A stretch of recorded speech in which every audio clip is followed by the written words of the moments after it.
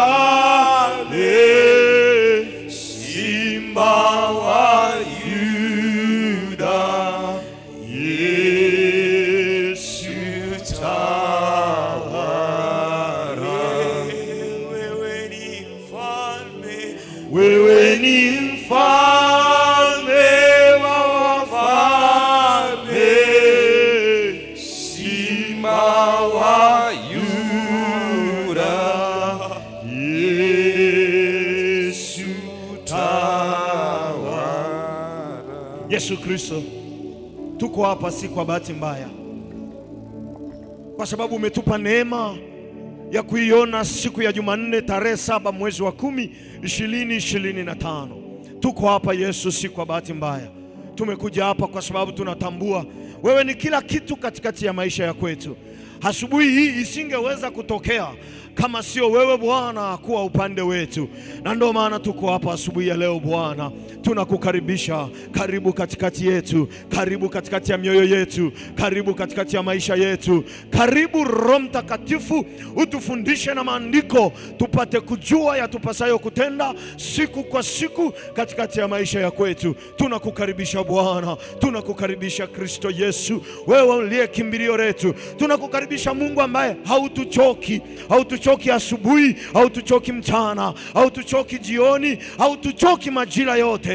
Tunakukaribisha, tunakukaribisha. Karibu katikati yetu, karibu katikati yetu, karibu katikati yetu, karibu katikati yetu, katika damu ya Yesu Kristo. Na wale wote ambao wanatufuatilia kwa namna ya mitandao, nao tunawakaribisha wanapoungana nasi asubuhi ya leo, ili kwa pamoja Yesu Kristo tunakukaribisha. Karibu katikati yetu Bwana, katika damu ya Yesu Kristo, katika damu ya Yesu Kristo. Uwepo na nguvu zako tunavihitaji kuliko tunavyozungumza. Tunavihitaji Kristo Yesu. Ndio maana tuko hapa asubuhi ya leo. Ndio maana tuko hapa asubuhi ya leo. Karibu pamoja nasi Bwana, kwa heshima ya utukufu wa jina lako, katika damu ya Yesu Kristo. Usikie kuomba kwetu sasa na hata milele. Amen. Amen. Amen. Amen. Amen. Ukiwa umesimama, tusome neno letu la msingi kwenye kitabu cha Wafalme wa pili. Tusome neno letu la msingi kwenye kitabu cha Wafalme wa pili, sura ile ya 4, mstari ule wa 24. Neno letu la msingi kwenye kitabu cha Wafalme wa pili, sura ya 4, mstari ule wa 24, tukiongozwa na kichwa kinachosema tafadhali usinipunguzie mwendo. Tafadhali usinipunguzie mwendo. Wafalme wa pili sura ya 4 mstari wa 24, neno la Mungu linasema, akatandika punda, akamwambia mtumishi wake, mwendeshe twende mbele, usinipunguzie mwendo nisipokuambia. Amen. Tafadhali naomba tukae.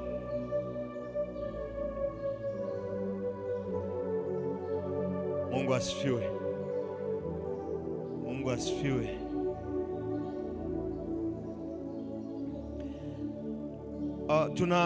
Tuna kichwa ambacho tumekianza tangu jana.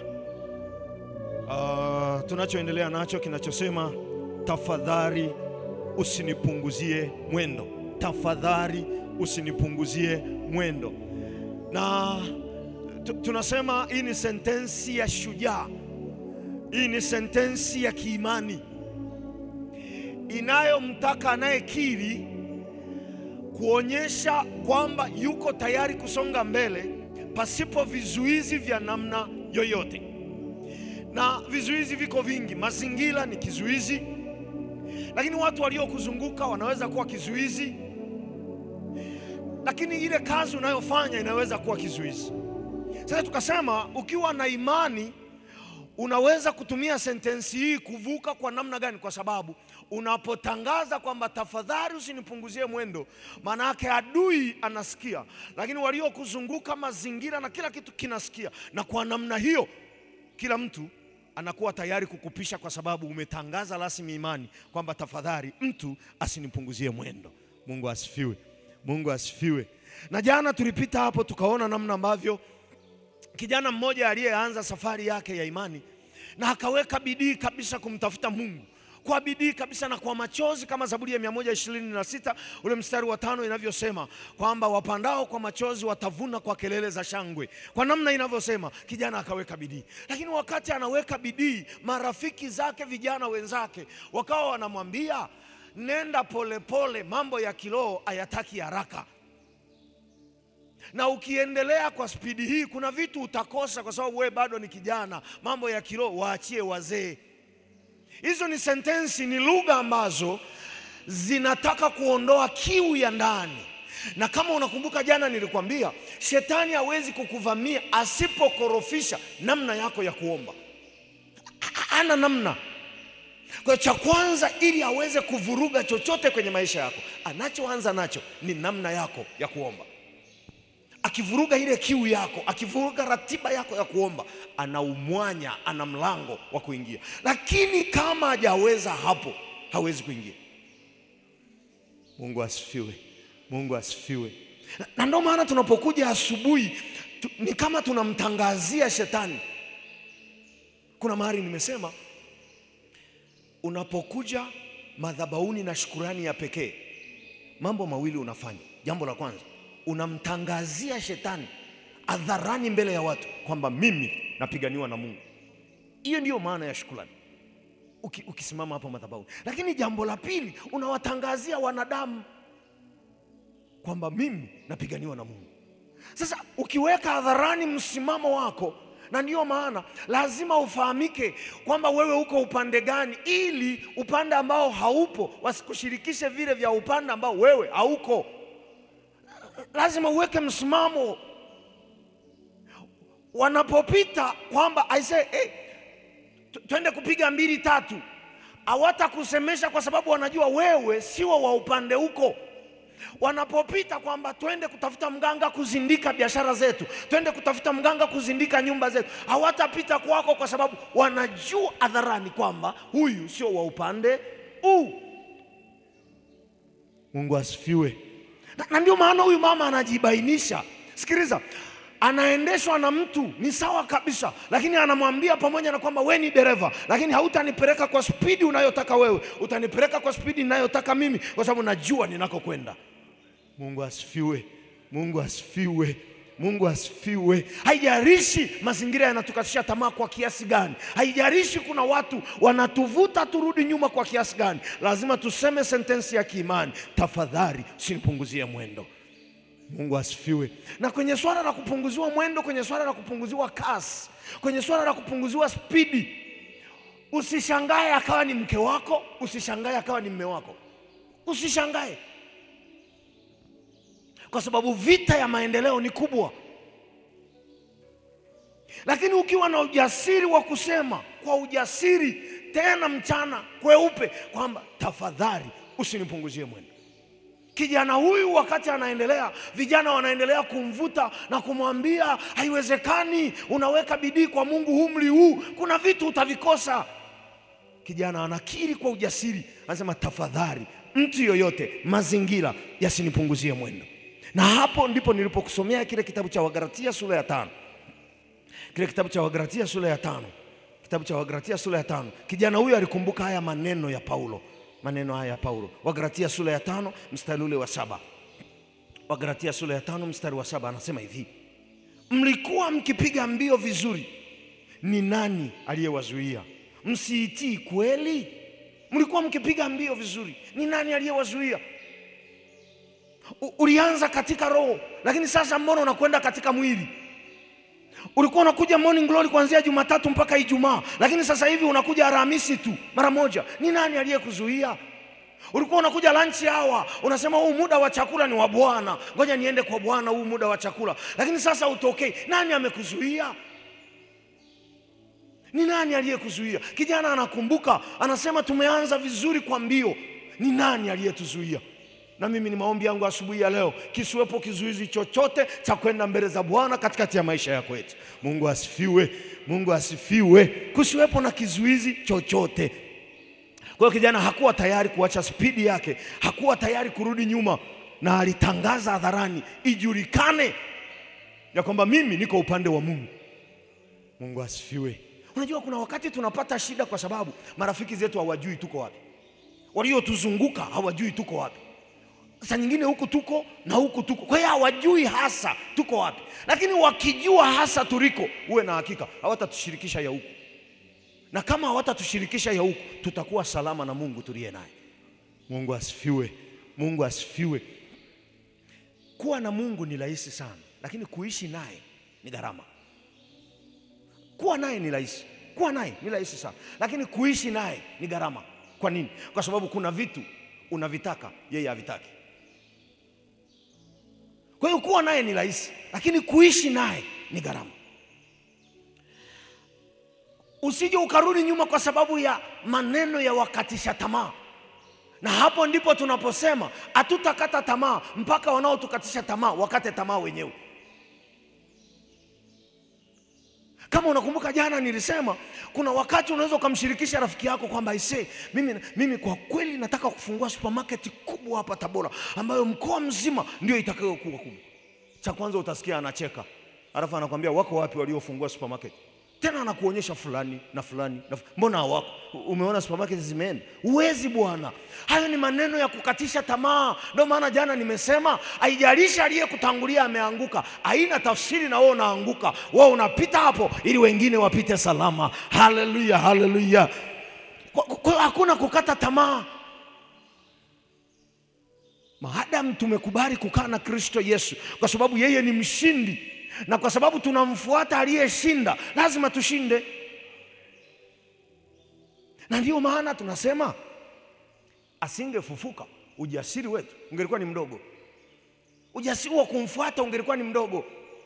Lakini kwa sababu ameshinda mauti na tunamfuata mshindi, lazima tushinde tukiwa na ujasiri wa kiimani kwamba mazingira, watu, shetani wasiingilie kati kasi zetu za maendeleo. Mungu asifiwe. Kwa lazima tusogee mbele kwa namna ya imani.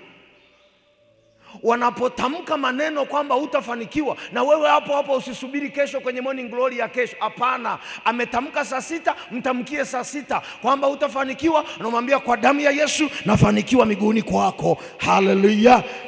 Hayo ni maneno ya imani yanayokuvusha. Sasa kuna watu akiambiwa neno, na aliyesema ni mwanadamu, lakini akiambiwa neno linamnyongonyeza na anajipa muda kwamba labda kesho nikitafuta mtumishi, labda nikifanya hivi. Kumbe lile neno linafanya kazi, umelipa muda wa kufanya kazi. Kwa hiyo lazima tuende mbele za Bwana. Lazima tuende mbele za Bwana kwa ujasiri. Lakini tunapotoka mbele za Bwana, tunapoingia kwenye practical, tunapoingia kwenye kazi, imani ifanye kazi. Mungu asifiwe. Mungu asifiwe. Mungu asifiwe. Kama ni mfanyabiashara ukiwa dukani, mtu anapokuja akisema neno lisilofaa, futa muda huo huo. Usisubiri baadaye. Futa muda huo huo. Na kama ametamka kwa sauti, na wewe mtamkie kwa sauti. Mungu asifiwe. Mungu asifiwe. Angalia Zaburi ya 63 mstari wa 8. Zaburi ya 63 mstari wa 8. Zaburi ya 63 mstari wa 8. Zaburi 63 mstari wa 8. Zaburi 63 mstari wa 8. Zaburi ya 63 mstari wa 8. Haya ni maneno ya yule kijana anazungumza hapa pia, anakoti Zaburi ya 63 mstari wa 8. Anasema hivi, ule mstari wa 8 anasema hivi: nafsi yangu inakuandama sana, mkono wako wa kuume unanitegemeza. Sasa anakiri ndani kwake na anakiri nje yake. Anakiri ndani, lakini anakiri nje yake. Maana yake nini? Anakiri imani yake ya ndani, lakini anakiri imani yake ya nje kwa wanaomkatisha tamaa. Anasema nafsi yangu inakuandama sana. Nani inamwandama? Mungu. Inakuandama sana.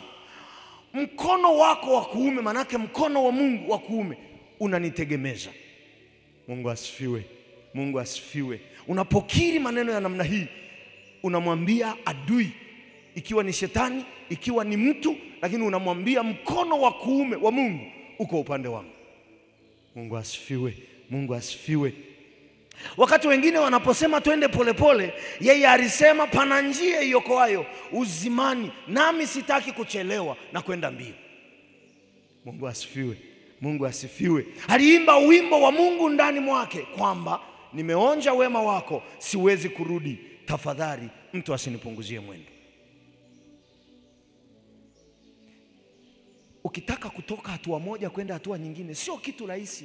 Usije ukafikiri ni kitu rahisi sana. Na ili uone sio kitu rahisi, utaona mashambulizi ni makubwa. Na mashambulizi yalivyo makubwa yanatafsiri ukivuka hapo ukubwa wa unachokwenda kukutana nacho. Kwa hiyo kupita kwenye jaribu na Mungu ni tofauti kupita na wewe. Na ndio maana ukisoma Zaburi ya 23 ule mstari wa 4, utaona Daudi anasema nijapopita katikati ya bonde la uvuli wa mauti sintaogopa. Unamuuliza Daudi, kwa nini uogopi? Kwa sababu bonde la uvuli wa mauti ni ile hali mbaya kuliko zote. Ndio bonde la uvuli wa mauti. Daudi anasema nijapopita kwenye bonde la uvuli wa mauti sintaogopa. Kwa nini uogopi? Daudi pale chini anajibu anasema kwa kuwa wewe Bwana uko pamoja nami. Kwa hiyo akipita kwenye bonde la uvuli wa mauti, akipita kwenye hali mbaya kiasi gani, kwa kuwa Mungu yuko pamoja naye, haogopi, kwa sababu anajua baada ya jaribu hili kuna ushuhuda mbele yangu. Haleluya. Kuna ushuhuda. Kwa hiyo lazima utafute kukaa na Mungu vizuri. Tengeneza mahusiano yako, ni faida yako binafsi. Mungu asifiwe. Ni faida yako binafsi. Na ndio maana kijana anasema nimeonja wema wako, siwezi kurudi. Siwezi kurudi nyuma, na mtu yoyote asinipunguzie mwendo. Ukisoma vizuri nasema tunapokwenda huku nitakufafanulia vizuri. Ukisoma vizuri, huyu mama amepewa ahadi na Mungu ya kupata mtoto. Amepata mtoto, alafu yule mtoto wamekwenda shambani na baba na mama na wafanyakazi wengine na wamekwenda kule shambani, ghafla mtoto kichwa kinauma. Kichwa kuuma. Baba akamwambia mpeleke mtoto nyumbani. Mama anampeleka mtoto nyumbani amekufa. Na ile nyumba waliokuwa wanakaa walikuwa wanamkaribisha mtumishi wa Mungu kila mara akipita pale apate mahali pa kupumzika, na wametenga chumba rasmi kwa ajili yake. Yule mama akachukua yule mtoto amekufa, akaenda akamlaza kwenye kile kitanda cha mtumishi wa Mungu. Alafu ndipo anapomuita mtumishi wake anasema, uniendeshe sasa kwa spidi ninayotaka mpaka nitakapomkuta huyo mtumishi wa Mungu. Sikiliza, anamsiba huyu mama nyumbani, hakumwambia mume wake shamba, hakuwaambia majirani, hakupiga kelele, hakutangaza msiba, ila aliamua kumtafuta mtumishi wa Mungu. Haleluya, haleluya. Ndani mwake huyu mama alikuwa anasemaje? Kama Mungu alinipa huyu mtoto, maana yake mbinguni watoto hawajaisha. Kwa hiyo ngoja nirudi kwa mtumishi wa Mungu aniambie ahadi ya Mungu ikoje katika mtoto huyu. Haleluya. Hiyo ilikuwa ni imani. Ndio maana anasema, tafadhali usinipunguzie mwendo. Pamoja na kwamba unaendesha wewe, ni wewe ndio dereva, lakini lazima uendeshe kwa spidi ninayoitaka mimi. Mungu asifiwe. Mungu asifiwe. Ni maombi yangu asubuhi ya leo, tunapoingia kazini, tunapotoka hapa asubuhi hii, tunapoingia kazini, tuingie kazini na nguvu ya kwamba Mungu yuko upande wetu, Mungu anatutetea, na Mungu amekusudia yaliyo mema katikati ya maisha yetu. Ndiye Mungu pekee anayejibainisha kwenye Yeremia 29:11. Anasema, mawazo ninayokuwazia nayajua, lakini mengine hayajulikani, lakini ya Mungu yanajulikana. Anasema, nakuwazia kufanikiwa kwako, lakini kukupa tumaini siku za mwisho wako. Mungu asifiwe. Mungu asifiwe.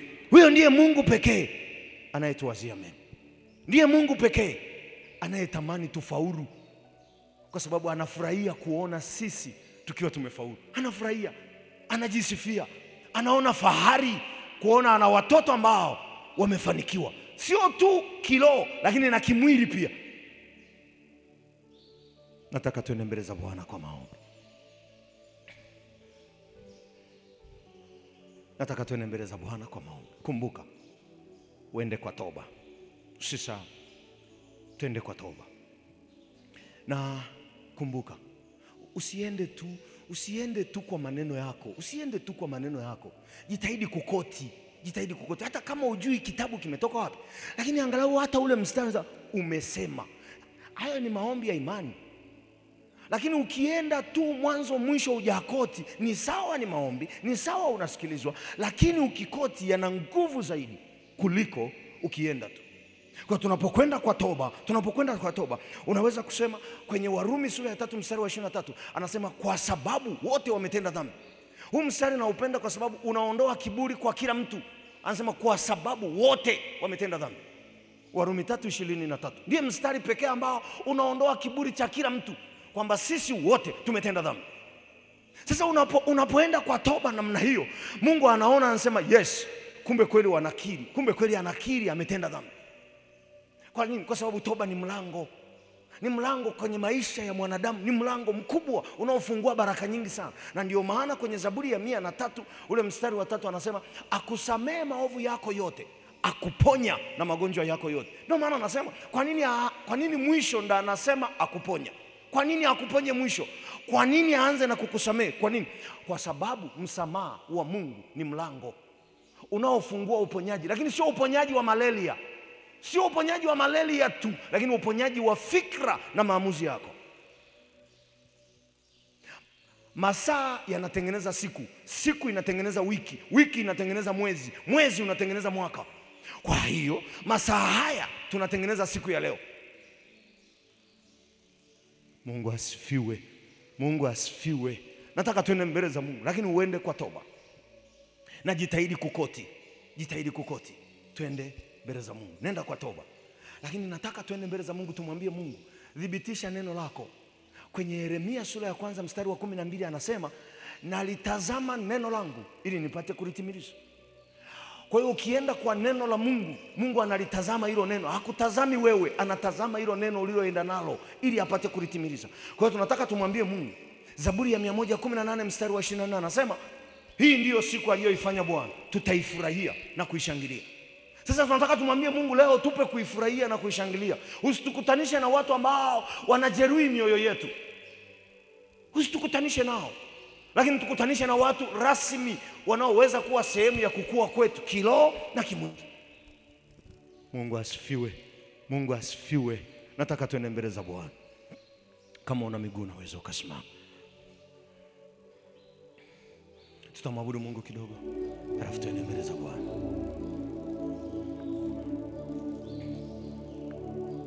Usisahau kwenda kwa toba. Ni muhimu sana. Ni muhimu mno. Usisahau kwenda kwa toba. Simba wa Yuda, shujaa, wewe mfalme wa wafalme. Simba wa Yuda, shujaa, tawala. Yesu tawala, tawala Bwana.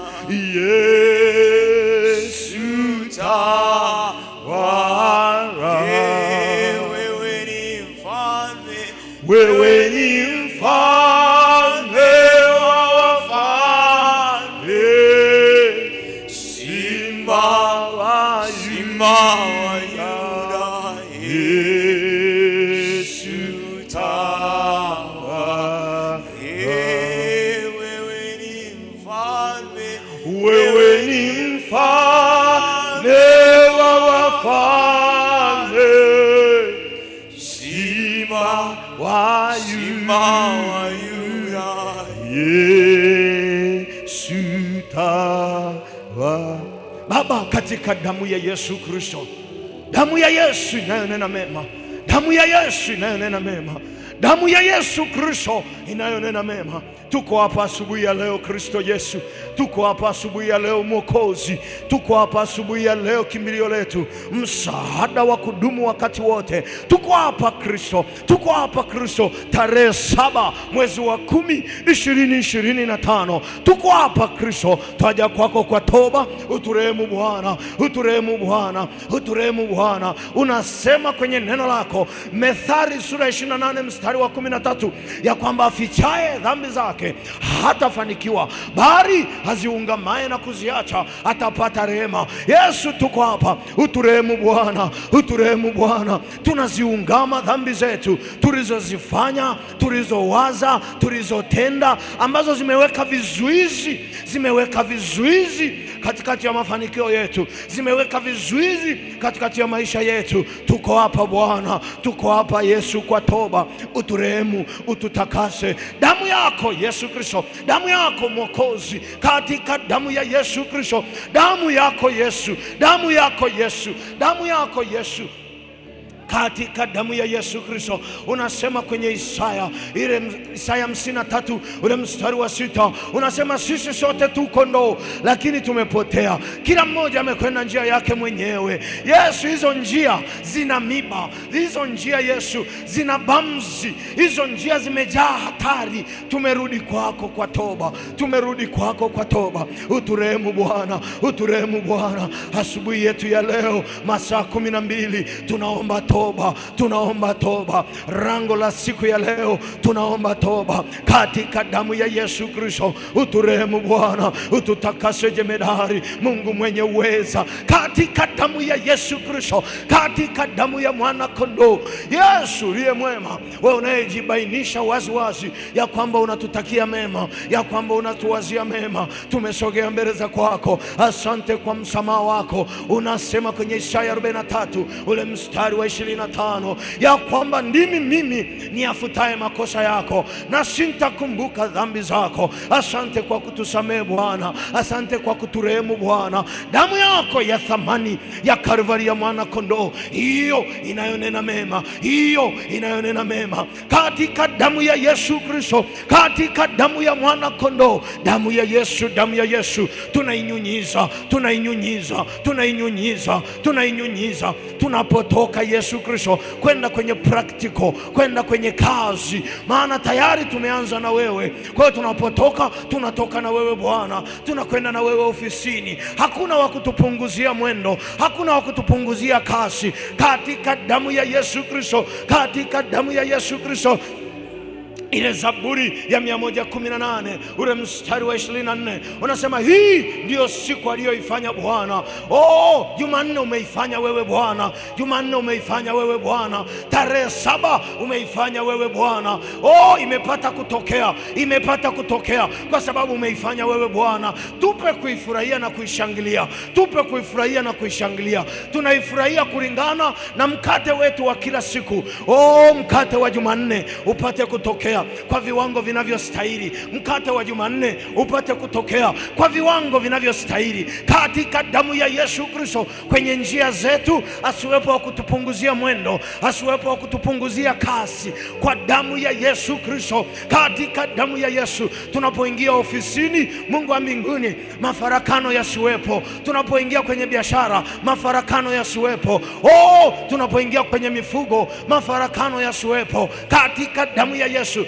roho ya mafarakano ninaifuta, roho ya mafarakano ninaiondoa katika damu ya Yesu Kristo. Kila aina ya vizuizi ambavyo adui anaweka, katika damu ya Yesu Kristo naondoa kwa damu ya mwana kondoo. Naondoa kwa damu ya mwana kondoo. Vizuizi achia maisha ya kwetu. Vizuizi achia asubuhi ya leo. Achia asubuhi ya leo. Ninaiamuru asubuhi ya leo. Ninaiamuru asubuhi ya leo. Izae matunda, isizae mapoza. Izae baraka, isizae laana. Katika damu ya Yesu Kristo asubuhi ya leo ninaiamuru kwa mamlaka ya neno lako. Ninaiamuru kwa mamlaka ya damu ya Yesu Kristo ipate kuzaa matunda. Ipate kuzaa matunda. Asubuhi upate kuzaa matunda. Kaa upande wetu asubuhi, usikae upande wa adui. Kaa upande wetu, usikae upande wa adui. Mkono wako Mungu wa kuume, mkono wako Mungu wa kuume. Ile Zaburi ya 63 ule mstari wa 8 anasema mkono wako wa kuume umenitegemeza. Mkono wako wa kuume ututegemeze. Mkono wako wa kuume ututegemeze. Tembea pamoja nasi Bwana masaa 12, masaa 12 yote nimeyaweka wakfu katika damu ya Yesu Kristo, yapate kuzaa matunda. Adui, achia siku yetu kwa damu ya Yesu Kristo. Achia siku yetu masaa yote 12. Achia kwa damu ya Yesu Kristo. Una uhalali kwenye kazi zetu, majukumu tofauti tofauti ambayo Mungu ametupa. Una uhalali. Achia kwa damu ya mwana kondoo. Achia kwa damu ya Yesu Kristo. Mazingira hautatumeza. Mazingira hautatumeza. Tumeisemesha asubuhi. Lango la asubuhi liachilie baraka katika damu ya Yesu Kristo. Uweza na nguvu zako Bwana. Uweza na nguvu zako Bwana. Uweza na nguvu zako. Uweza na nguvu zako.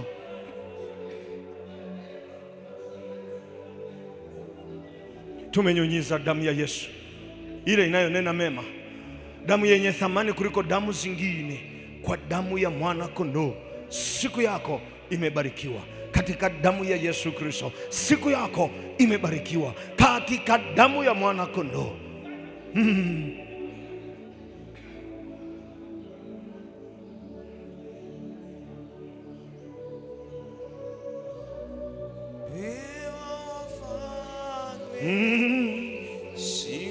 Ukisikia kuachilia sadaka sasa na kuruhusu, unaweza kuanza kutembea kusogea kwenye sehemu ya sadaka. Alafu nitaomba kwa ajili yako. Wewe ni mfalme wa falme, Simba wa Yuda, Yesu tawala, tawala, Yesu tawala.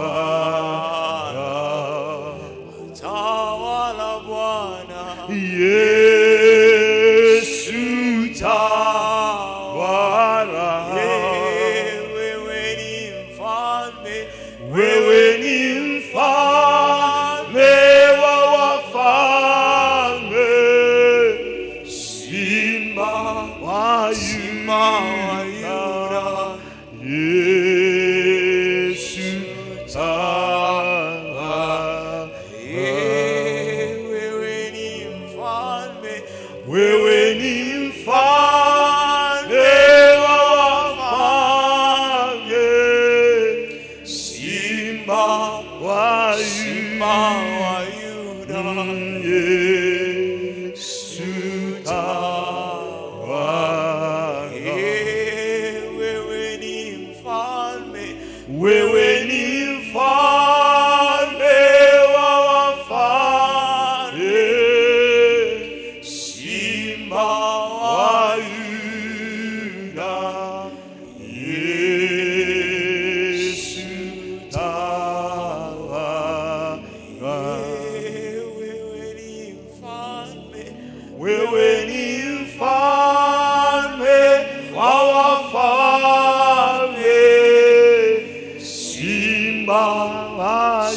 Simba wa Yuda, Yesu tawala. wewe ni mfalme, wewe ni mfalme wa wafalme, Simba wa Yuda, Yesu tawala.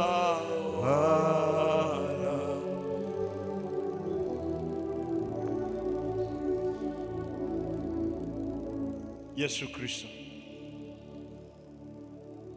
tunadhibitisha mioyo yetu kwako.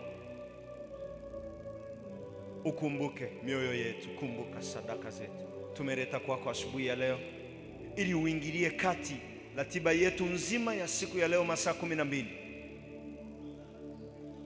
Iwe kumbukumbu kwako kwamba tarehe 7 tulikuwa madhabahuni kwako, sawa sawa na neno lako Zaburi ile ya 20 mstari ule wa 3, kwamba azikumbuke sadaka zako zote. Kumbuka sadaka tunazoleta kwako kwa imani, ututetee kuliko jana na juzi, kwa utukufu wa jina lako, katika damu ya Yesu Kristo usikie kuomba kwetu, amen.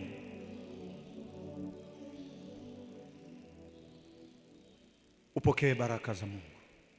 Bwana Mungu akubariki na kukulinda. Bwana Mungu akuangazie nuru za uso wake siku nzima, masaa 12, na kukufadhili. Bwana Mungu akuinulie uso wake, akupe amani yake. Ufanikiwe uingiapo na utokapo. Asiwepo yoyote, mtu wala mazingira, kupunguza kasi na mwendo unaotamani kwenda nao katikati ya maendeleo. Pokea sasa kutoka kwa Mungu Baba, Mungu Mwana na Mungu Roho Mtakatifu. Amen.